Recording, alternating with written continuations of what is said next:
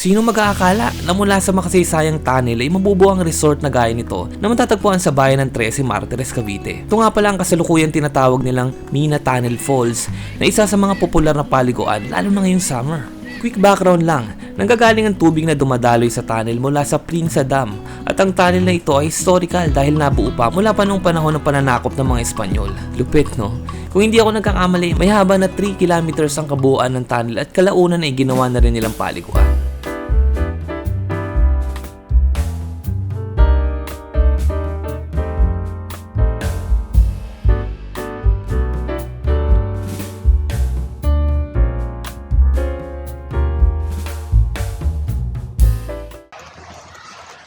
Weekdays ngayon pero napakaraming tao.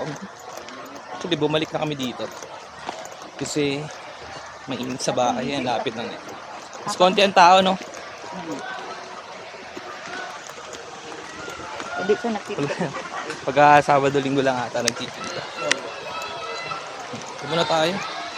Sa vlog na to, di ko naman pakiusisahin ng buong storya ng tunnel na to no. Natuwa lang ako kasi mula sa irrigation tunnel ay nabuo ang ideyang gawin itong resort. Siyempre, apakainit ng panahon kaya ang tumambay at magpalamigan sa dyan namin dito. 20 pesos nga pala ang entrance for adult at 10 pesos naman kung sa bata.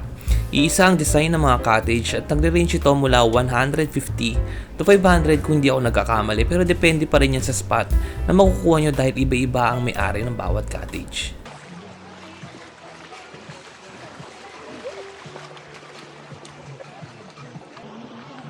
Daming ang tao dyan.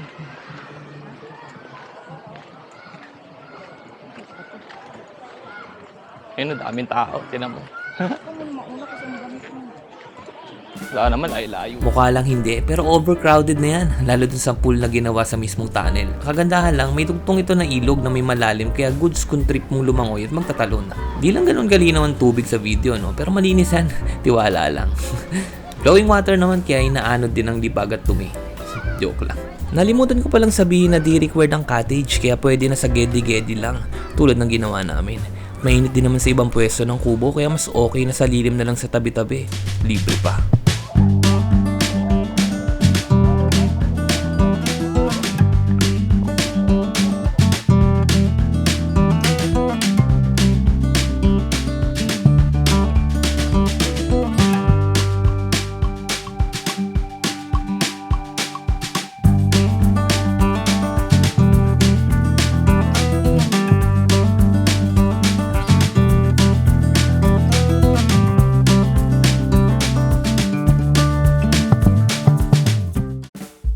Kung ang chikiting nyo naman ang iniisip nyo, hindi nyo problema yan.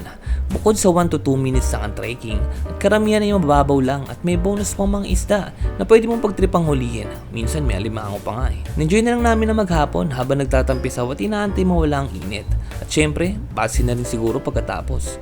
Tutuusin, mas okay pa nga mag-explore ng ganito eh kaysa nasa kwarto ka lang habang ninanamnam mo yung init ng summer.